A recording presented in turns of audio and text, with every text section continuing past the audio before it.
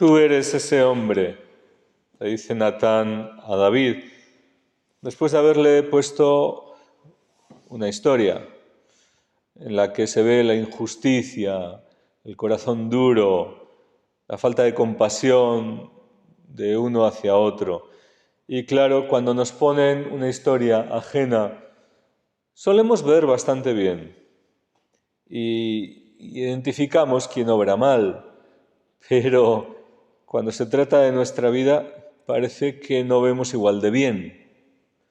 Y el profeta, de parte de Dios, le coloca esta historia a David, y cuando David se encoleriza con el que había obrado mal, le dice: tú eres ese hombre, tú eres ese hombre.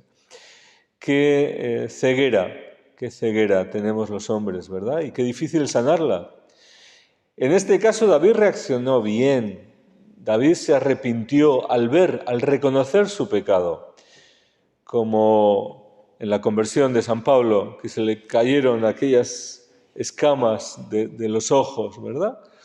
Pues también cada conversión, cada momento de arrepentimiento es gracia de Dios.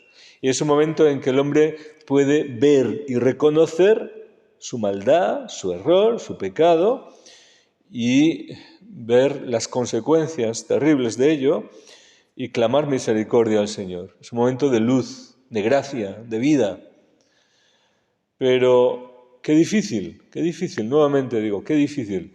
Cómo vemos hacia afuera, pero hacia adentro no vemos tan bien. Y cómo hay tantos engaños, tantos errores, tantos pecados, tantas cosas que el hombre no ve en su vida si no es una gracia especial de Dios. Y el Señor quiere dar esa gracia. El problema es que los hombres no queremos esa gracia, queremos otras. Le pedimos al Señor tantas cosas, pero le pedimos con un corazón con ganas, sincero, con deseo profundo, que nos muestre nuestro pecado, que nos muestre nuestra realidad y nos dé el don de una conversión, de un arrepentimiento profundo, viendo nuestra realidad, viendo nuestro pecado, viendo nuestros engaños. Le pedimos luz para que su luz nos guíe y veamos nuestros engaños. Porque claro, esto es lo que hay en el hombre, el engaño, las tinieblas, el error. La luz es Cristo y el Señor quiere transformarnos y llevarnos más a la comunión con Él en la luz. Esto significa una transformación en el hombre, de salir del engaño. Pero ¿queremos salir del engaño? ¿O nos agarramos a esos engaños y nos mantenemos en esa situación voluntariamente porque amamos todo eso, no amamos la luz, por lo menos no la amamos suficientemente como para estar dispuestos a salir del engaño? A que el Señor nos corrija, nos ilumine. Y lo necesitamos porque solo en la luz tenemos la vida. El Señor quiso probar la fe de los discípulos. Había pues esa situación, la tempestad, el viento, las olas, la barca medio anegada y el Señor aparentemente dormido, como que no se inmutó. Y llega el momento en que le despiertan diciendo: pero bueno, ¿no te importa que perezcamos?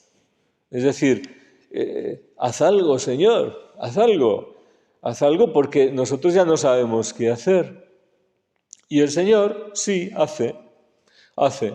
Cuando llegamos a una situación límite y clamamos misericordia al Señor, pues sí, el Señor tiene misericordia, ¿verdad? Viene en nuestro auxilio tantas veces.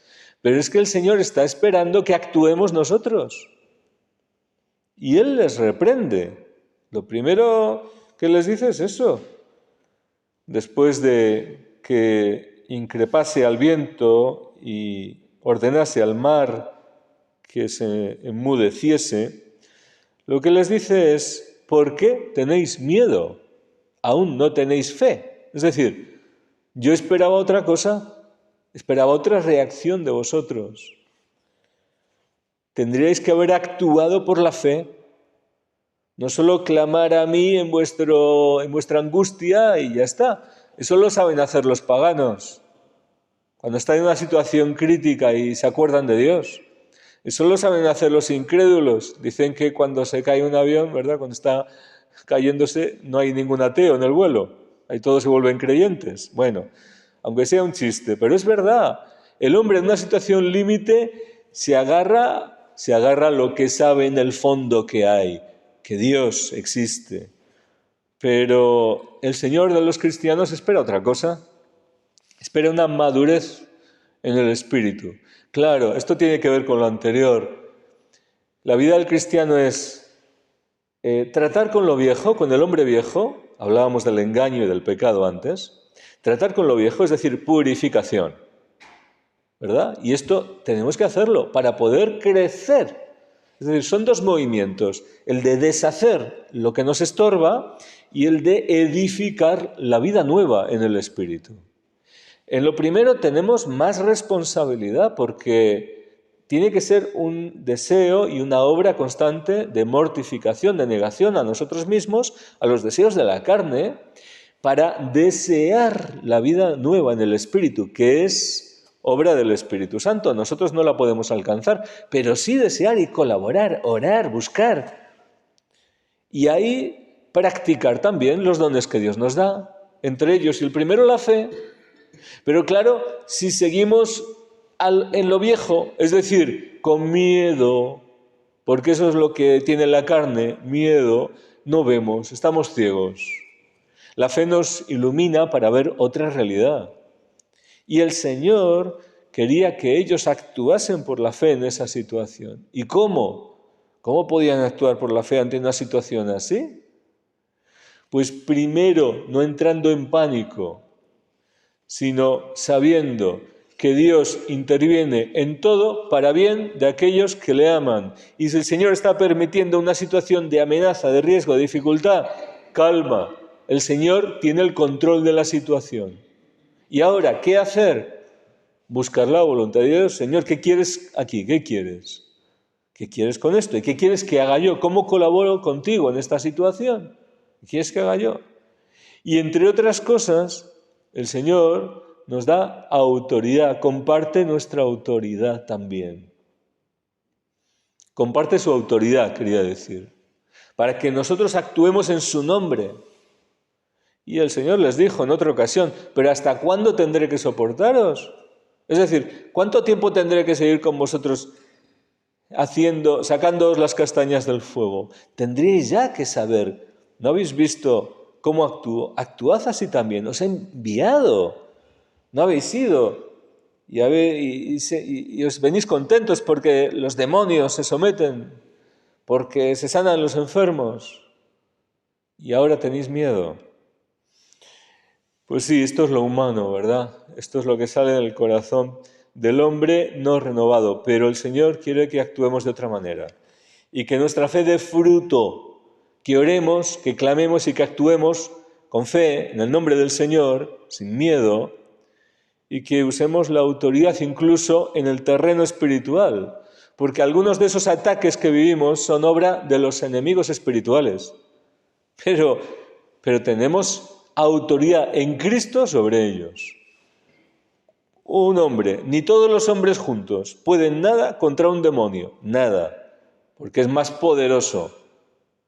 Pero un hombre renacido, que vive en Cristo, que lo ama, que está caminando, progresando en el camino de la santidad, que está en comunión con el Señor, que tiene el Espíritu Santo en él, ese tiene más poder en él, un solo hombre así, que todos los demonios del infierno. Que todos los demonios del infierno. No tiene que temer. Tiene que usar su autoridad y su fe. Son los demonios los que tienen que temer. Y si hasta los demonios se someten en el nombre de Cristo, cuanto más la creación, cuanto más todas las cosas. Aunque también ahí por detrás de esa tempestad, de todo eso que estaba pasando, podía estar también una actuación de los demonios. Podía estar, ciertamente. Porque está mezclado, el orden natural y el sobrenatural están mezclados. Y en nuestra vida también. Somos una unidad, cuerpo, alma, espíritu. Y hay problemas que sufrimos que tienen origen en el alma, es decir, en la psique del hombre, pero tienen consecuencia somática en el cuerpo. Y no se da con la tecla de esa enfermedad para sanarla hasta que no se trata el origen del problema, que está en otro lado. Pero es que también el espíritu, problemas espirituales pueden tener influencia en el alma y en el cuerpo. Ataduras espirituales, infestación de demoníaca, problemas de pecado. Lo dice San Pablo, por problemas conyugales algunos están enfermos, por pecado en el matrimonio. Está diciéndolo San Pablo. Problema de pecado, consecuencia, enfermedad, muerte. Tendríamos que actuar más de acuerdo a la luz que el Señor nos ha dado, es decir, por la fe. Significa conociendo la verdad y actuando en consecuencia. Pero para eso, Señor, conviértenos, sácanos de nuestros engaños, de nuestra ceguera, de nuestros miedos, de nuestra muerte espiritual. Aunque tengamos que pasar por ese momento de tú eres ese hombre, de reconocernos ante la palabra, juzgados por la palabra, no somos nosotros los que la tenemos que juzgar, sino dejarnos juzgar por ella, juzgados por la palabra, para reconocer la verdad y aceptar la verdad de corazón y que se produzca ese milagro de vida, que es la conversión, el arrepentimiento. Así sea.